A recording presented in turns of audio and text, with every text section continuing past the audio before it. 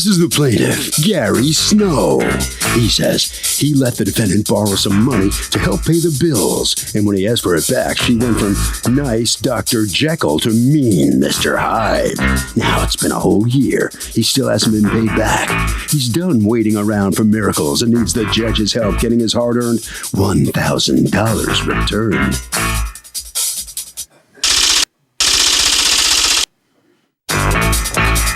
This is the defendant, Sandra Townsend. She says she lived with the plaintiff, and instead of helping her out with the bills, he tripled them. He ate her out of house and home and kept very strange hours. There's no way the plaintiff's going to win this case because not only did he never lend her $1,000, he cost her money by raising her utility bills. She is accused of having a difference of opinion.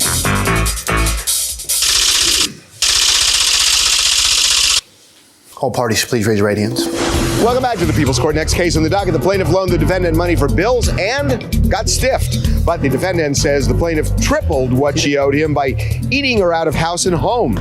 It's the case of you ate it, now eat it. Douglas, okay. Gary Snow, you are suing your former friend Sandra Townsend for $1,000 that you say you loaned to her and she has refused to repay you. Tell me what's going on. Okay. Roughly about May of last year, I was approached by a mutual friend of ours, because I was always looking for a place to live. And this mutual friend suggested that, why don't you move in with Sandy? She's looking to, help, pay expenses and stuff, and that would help. So I said, well, okay. Did you know each other?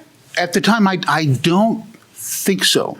You didn't know each other remember if I'd met her beforehand or not. All right, so you talk and you decide to live together, and you're going to pay how much in rent? I think it was $750. $750? No, 500. How much? 500. $500 a month? Either way, okay. It doesn't matter. And you were sleeping on a couch? Yes. Okay. And how long did you live there? Roughly 2.5 months. And then what happened?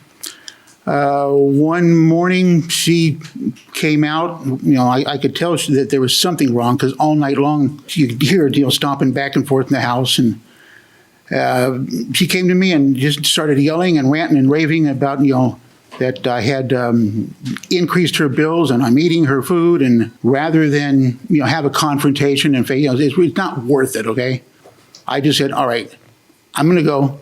I'll be back tomorrow. I'll get all my stuff, and we'll try to get this thing settled. Try to get this thing settled meant what? All of her arguments, I guess, the ranting. And her arguments are what? That you should pay her? At that point, it didn't come up. I missed one part. When I moved in, I gave her 3 months' rent up front. So that would have covered what months? May, June, and half of July.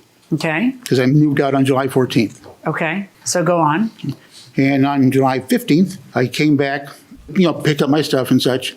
And that's when she threw another accusation at me. She goes, you jumped at me when, yesterday when and I'm like, what? And then she went on. And then you loaned her $1,000? No, not yet. Yeah. How did that happen? That's what I'm curious about. When I came back to get my stuff, and then she presented her arguments to me and everything. She went on and telling me that the main reason that you moved in was to help with expenses, but they've increased, and I'm having trouble paying bills and such. And I felt bad.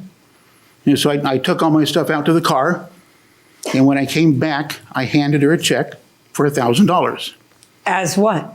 Just as a way to help pay for the bills. It was a loan. She went on and on. Was it a loan or a gift? Huh? Was it a loan or a gift? It was a loan. There's nothing written on the memo line. That's why I asked. I know. That would be good, right? Because at the point before I gave her the check, I didn't think we'd even be here.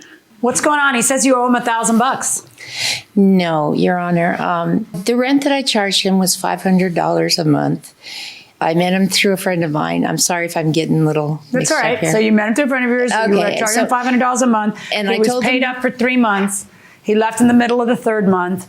Did you make him leave? No, I didn't. You were complaining to him because what? So how do you prevent roommate wars? Maybe a contract?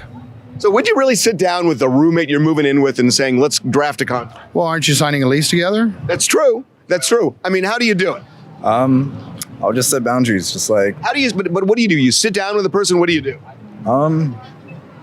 I'll just be like, dude, I'm keeping up with my part. I would expect you to keep up with yours. That's a little bit vague. What do you do? I don't know. Like he said, I'd set boundaries, like clear rules on what you can and can't do. Like if you're gonna use make sure you clean up after yourself. That means the other person has to agree. Going inside the courtroom. What was happening was my neighbors were complaining to me that, he was in and out all night, the car, the engine, whatever he was doing. I don't know. I was asleep, but they work and they were, concerned about it. In and out, what does that mean?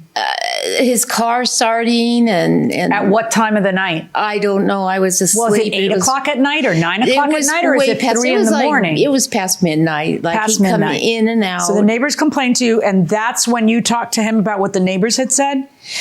I did, yes. But you also, at that point, you were fed up because I was going broke. He tripled my utilities because I don't know what he was doing all night. But anyway, I never got upset at him. I never yelled at him. I never threw him out. He said he was moving because he didn't like people telling him what to do. Because I said, Gary, I don't care what time you come home, but when you do, could you just stay? So the next day he said he didn't like people telling him what to do. Okay. How did it come about that he writes you a $1,000 check? That was for rent, the 2 months rent. Did he give you any money on July 15th? I'm not sure of the date. He did loan me $500. When he was leaving, did he give you money? Yes, $500. Okay, and you say he loaned you $500. Yes. So you don't dispute that you owe him money. You just say it's $500 and not $1,000. And now it's $300 because I've paid him $200. Did she pay you $200? Yes. Okay. So if you say you loaned her $1,000 and she paid you $200, why aren't you suing for $800? Why are you suing for $1,000? Because there's other money involved. Can I have the check, please? Yeah, I've got a copy. How did he pay? The money that he gave you that day or loaned you that day was in what form? A check? It was cash. It was cash? It was cash. Okay. Then can you explain why he has a check written to you on July 15th, which was cashed on July 16th for $1,000? That's the day he's leaving. That's not for rent. So take a look at that and tell me if maybe your memory's faulty. Is that your signature cashing a $1,000 check, ma'am? Yes, and is that your account it got deposited into? Yes. Okay, so is there any other conflict that you had with him? Well, he sent me about 4 letters. Okay, let's see those. Okay, this is the only one I could find because I'm in the middle of moving. I could not find any more.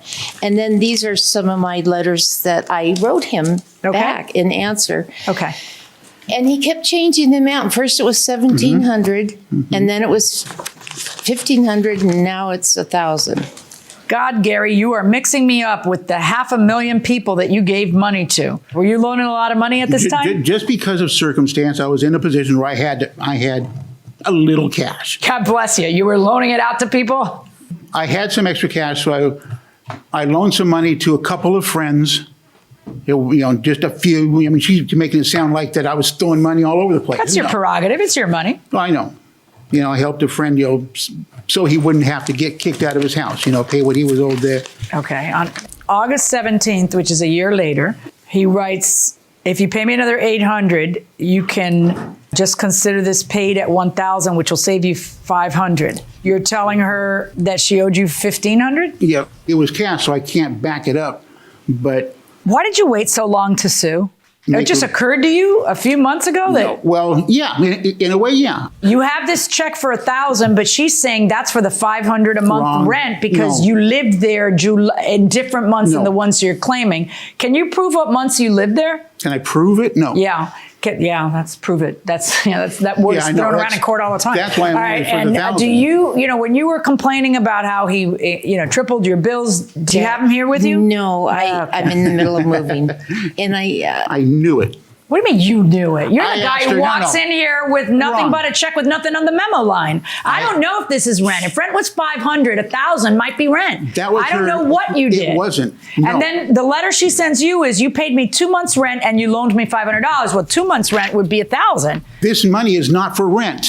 I hear you. I am not hard of hearing. I'm sorry. What I need is proof. If she's saying that check is for 2 months rent, why was I there for 2.5 months? Did I not pay rent then? Did he pay you cash or check when he moved in? He wrote a check. See, there's where our problem lies. Where's the other check that I wrote when I moved in? This is the check he says you wrote and that you gave her cash that's for when I moved out. Oh, please. Wait, I got it. How about like a lease in your new place that you went to? No. That would be perfect, right? Because it'll show me that you leased the place right after this. Then I'd know when you rented that time.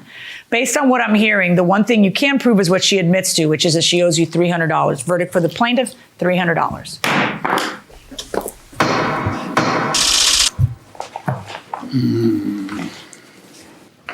Well, there is some proof on the plaintiff's side, so he does collect something on you. What's your feeling on this outcome?